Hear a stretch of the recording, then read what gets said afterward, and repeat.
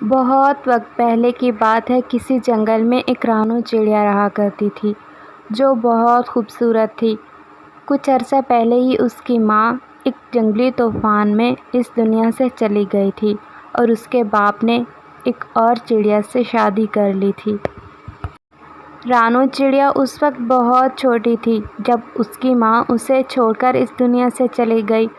کچھ عرصہ تو اس کے باپ نے اس کی بہت اچھی پرورش کی، لیکن جیسے ہی اس کی دوسری ماں آئی تو اس کے باپ کا دھیان اس سے ہٹ گیا اور نئی بیوی پر چلا گیا۔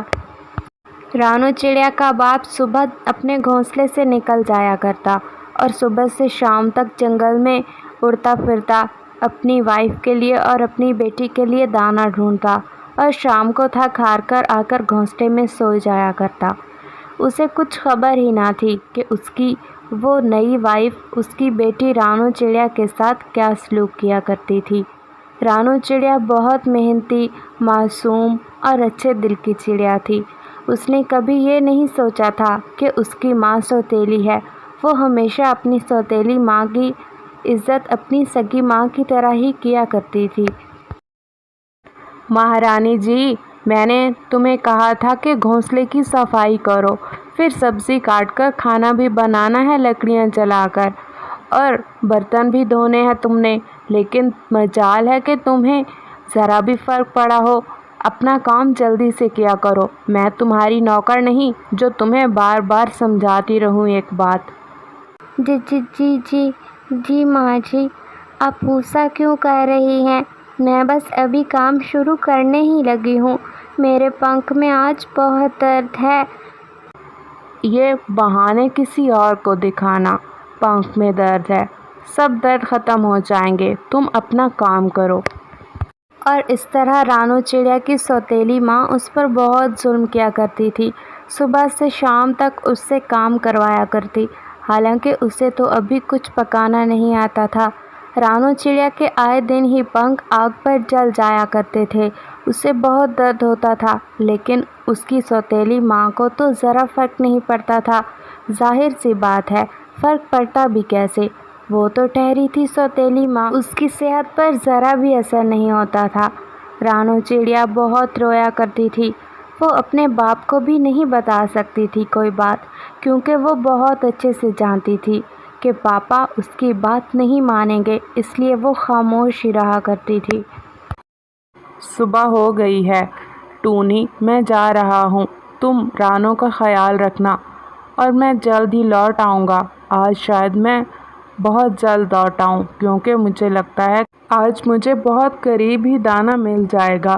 ٹھیک ہے، آپ جائیے اور آرام سے واپس لوٹیے گا، زیادہ جلدی مت کیجیے گا، آپ کے تو پنکھ میں کل بھی بہت زیادہ درد تھا۔ اور اس طرح رانو چڑیا کا پاپا صبح ہی گھونسلے سے چلا جایا کرتا اور شام تک گھونسلے سے باہر رہا کرتا۔ رانو چڑیا بیچاری بہت دکھی رہا کرتی تھی۔ نہ جانے کب ختم ہوں گے میرے یہ سارے امتحانات، کتنی مشکل زندگی ہو گئی ہے میری۔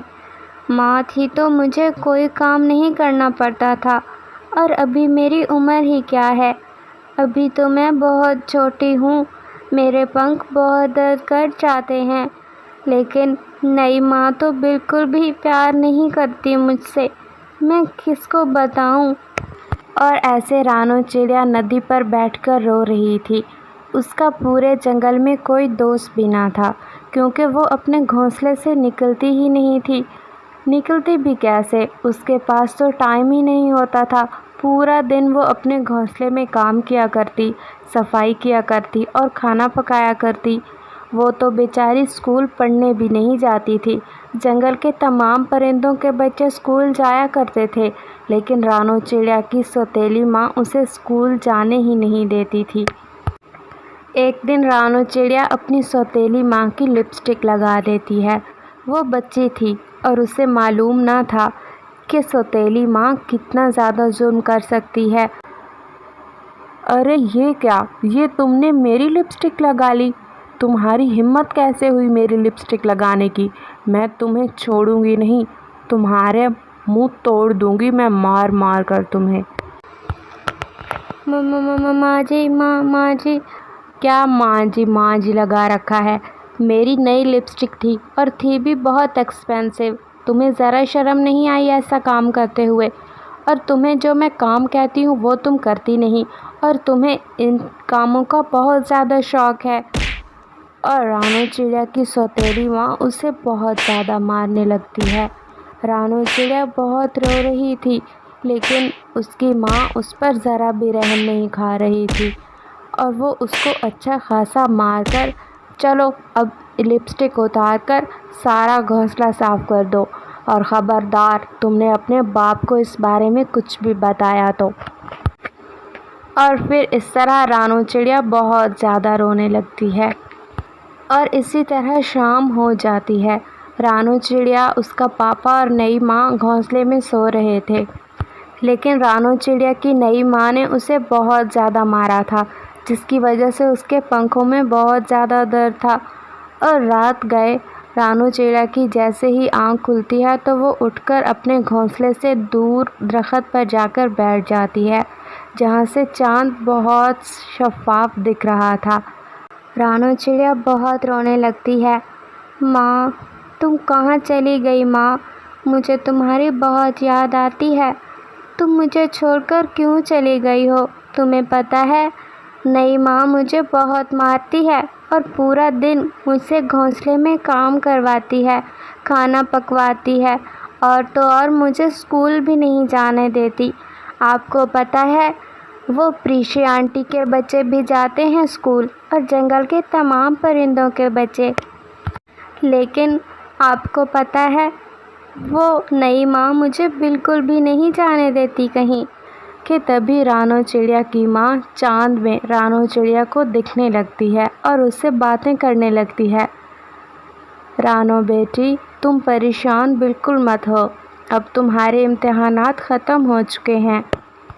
یہ لو، یہ ایک جادوئی لپسٹک ہے، تم اسے اپنے پاس رکھ لو، اور تم جو بھی اس سے چاہو گی وہ پا لو گی۔ لیکن ہاں رانو بیٹی، یہ کسی بھی لالچی پرندے کے ہاتھ نہیں لگنی چاہیے، ورنہ یہ کام نہیں کرے گی۔ ماں تمہارا بہت شکریہ۔ اور پھر رانو چڑیا کی ماں وہاں سے غائب ہو جاتی ہے۔ رانو چڑیا وہ جادوئی لپسٹک پا کر بہت زیادہ خوش تھی، اور وہ اب اپنا الگ گھونسلہ بنانا چاہتی تھی۔ اے جادوئی لپسٹک، مجھے نیا گھونسلہ بنا کر دے دے، جس میں میں اپنی زندگی آرام سے گزار سکوں، اور مضبوط ہو، اس میں سورج کی کرنیں بھی نہ آئیں اور بارش کی بوندیں بھی، کیونکہ میں نے پھر اپنے لیے دانہ بھی ڈھونڈا کرنا ہے اور اسکول بھی جایا کرنا ہے، اس لیے میں چاہتی ہوں کہ مجھے گھونسلے کی کوئی فکر نہ ہو۔ پھر وہ جادوئی لپسٹک رانو چڑیا کو ایک مضبوط گھونسلہ بنا کر دے دیتی ہے، جس میں رانو چڑیا بہت اچھے سے زندگی گزارنے لگتی ہے۔ رانو چڑیا بہت خوش رہا کرتی تھی۔ وہ صبح سویرے اسکول جاتی، اور جانے سے پہلے لپسٹک سے کہہ کر اپنا ناشتہ بنوا لیا کرتی، اور اس سے کہہ کر گھونسلہ بھی صاف کر دیتی، اور کھانا بھی دوپہر کا بنا لیا کرتی۔ اس طرح اس جادوئی لپسٹک سے رانو چڑیا کی زندگی میں بہت آسانیاں آ گئی تھی، اور وہ اس جادوئی لپسٹک سے جنگل کے تمام غریب اور مصیبت زدہ پرندوں کی مدد بھی کیا کرتی تھی۔ اور دوسری طرف رانو چڑیا کے پاپا کو اس کی نئی ماں کی ساری اصلیت کا پتہ چل چکا تھا، اور دیکھتے ہی دیکھتے کچھ دنوں میں ہی رانو چڑیا کا پاپا اس کی نئی ماں کو گھونسلے سے نکال دیتا ہے، اور وہ اس کو اس کی بیٹی پر ظلم کرنے کی سزا دے دیتا ہے۔